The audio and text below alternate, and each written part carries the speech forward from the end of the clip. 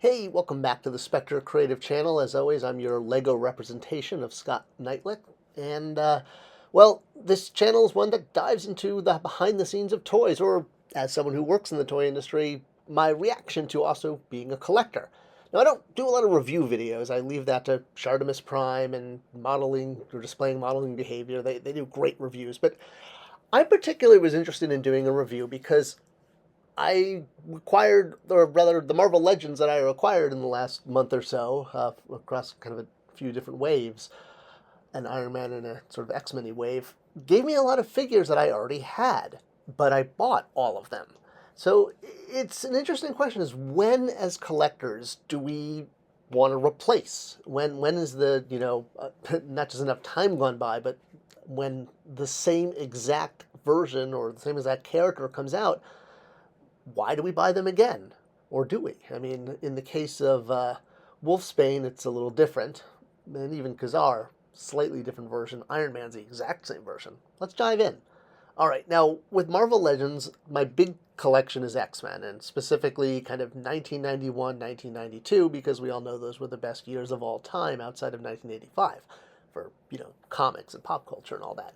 And I've had very specific figures I've wanted to get, and when they're announced, I have sort of a anticipation for when they'll come out, and I'll slot them in. I usually only get one per character, but I've made a few exceptions. I mean, I couldn't pass up that new version of Cable. It just looked really badass, and I'm glad I got it. And I mean, you have to have a couple Wolverines. I have the Tiger Stripe, and then sort of the civilian one, and Jean Grey, both the box set from Comic Con and the regular Jim Lee version, both snuck in. All right, so with Wolfsbane, it's a little different because the placeholder figure I had was not the version I wanted. It was the one on the left. It was the placeholder. The one I wanted was the one on the right, which is the X Factor 1991-ish, 1992-ish version to complete X Factor. The one that I've had is the Dawn Moonstar figure. Now, there's been a whole thing I've talked about with the sort of orangey shade versus yellow shaded X-Men, and I really wanted to make sure I got to finish the sort of orangish shade one, and I can definitely tell you that, yeah, Wolfsbane fits in there perfectly. She has the same orangish yellow as Havoc and Strong Guy. You can see them kind of up and down there. Now, interesting, putting her next to Cable, just throwing it out there, I know Cable's not a replacement figure, but hey, he just came out too. Why not throw him in the review? He isn't quite the orange, and he's also not quite the yellow. He's kind of doing his own thing, which I guess Nate has always done. So, yeah, that's just sort of interesting food for thought. The Wolfsbane has the old sort of yellowish orange from all of the older Marvel Legends figures, going back to, Rogue, I guess, was the first. Now, obviously, there are yellow characters in a 91, 92 X-Men display, but they kind of stand out. And unless you're trying to get an excuse to shoehorn Mighty Spectre in there, well, best leave that alone. All right, so the other replacements, though, I think are more interesting. We've got Iron Man, '09, and Ka-Zar. So I bought both of these. With Iron Man, well, this is my Iron Man. Again, 91, 92. So even though, he's not on my X-Men shelf, a lot of the other peripheral Marvel Legends I buy tend to be characters from that era. I mean, I'm telling you guys, you guys being Hasbro, to tell 91, 92, do it. Just focus there. You'll sell so much. So yeah, we'll jump in. I'll review the figure in hand in a moment. And then the last one, Ka-Zar, which is on my X-Men shelf, way behind Colossus in the back with Shayna. So this was a Comic-Con pack from, 2013, I want to say? Someone will correct me in the comments if I'm wrong. It was an interesting pack, and it actually wasn't one that I was really going to hunt down. I actually wound up getting it from a colleague. Now, I am a huge fan of, sort of jungle adventure. So I was glad to get it, not just because I enjoy Marvel Legends, but, for me, I could sort of justify it as the Tarzan-y toy. Now, one thing that stood out in this pack, well, besides the scantily clad humans, was Zabu, the tiger, the saber-toothed tiger. Didn't quite look Marvel Legend-y, lots of chunks, and that's because it's from the G.I. Joe Sigma 6 Adventure Team set. it was a repurposed tool. Happens all the time. I even saw the Masters of the Universe classic Battle Cat get reused in Max Steel. All right, so yeah, this pack, so they just repurposed it with a new head. I mean, even Shayna actually, she shares a body too.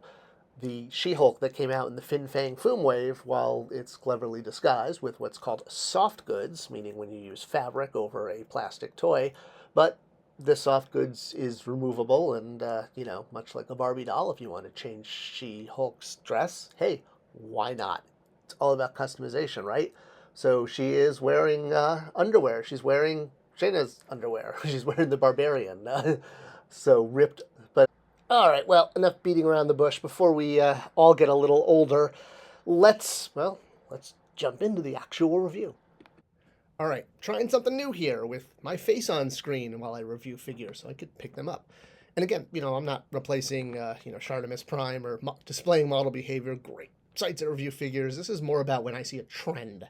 So, all right, well, let's start with Ka-Zar here. All right, here's the new one. And then the old one, obviously, this one came out during the early Hasbro years when they weren't quite hitting the formula right. So he's got a removable knife that fits in his little satchel here on his side, much like the new one has one on his back. Better articulation. It's really the deco. I wasn't sure because a lot of Hasbro figures recently have been losing deco, but it looks like it's back, especially once take a look at that cable figure in a moment. But really the only thing is that this guy was, he had his mate, and they match with the hair. Not so much, but I'm guessing, we're probably going to get a new one very soon. All right, let's look at Wolfsbane. So this is a different type of replacement. Ka-Zar was a clear, better version. This one was not the same. So the version I've had on my shelf has been a placeholder. Do you guys do that? Do you ever put figures on your shelf in anticipation of getting a figure later on? I've had Wolfsbane for this, and I've also had a Tigra figure holding place for Feral on my shelf. So yeah, this is obviously, this is the figure I wanted. It's not as much a replacement as they actually made the rest of the final member of X Factor. And you can see the deco totally matches, although she gets deco on her zipper, where Strong Guy does not. I always felt like, that's a miss. I hate unpainted details. It's like, it worked on Ninja Turtles in the 80s, but anyway, I wish he had a painted zipper. So yeah, finally got, this was not a replacement as much as, yay, finally got my Feral. All right, let's look at Iron Man here. Again, this is a better figure. The size, the scale, the articulation. So yeah, this was my Iron Man because I was really reading comics in the early 90s, although my first Iron Man comic was issue 201, which had the Silver Centurion armor. So that one holds a special place for me too. But yeah, I've had this one on my shelf for a long time. It's from another early Hasbro, kind of mid before they switched to the current formula, when they're doing the Epic Heroes, and it came with the stand that's just like three circles together, kind of at the tail end before Marvel Legends got canceled and then brought back.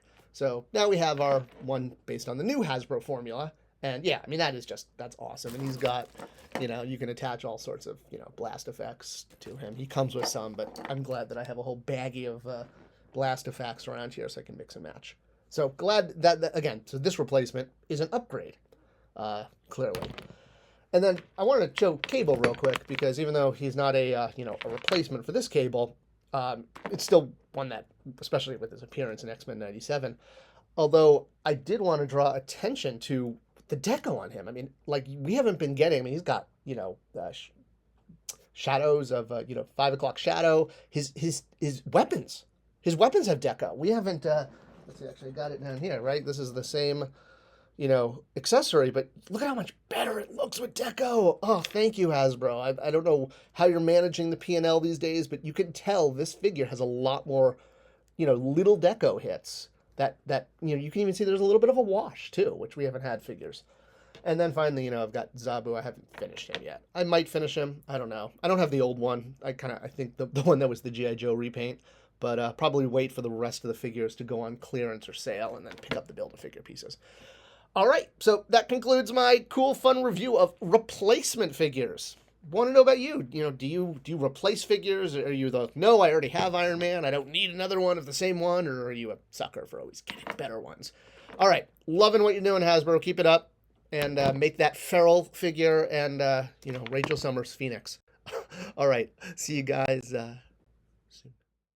All right. Well, let me know what you guys think about this format. Do you want me to do more videos where I'm kind of just, talking to the camera and holding up toys versus kind of my older format of doing, slideshows and PowerPoints with images, still images? Let me know. Thanks for watching. Thanks for sharing. Check out Myth Wars. It's on Amazon. It's an awesome book. You should read it.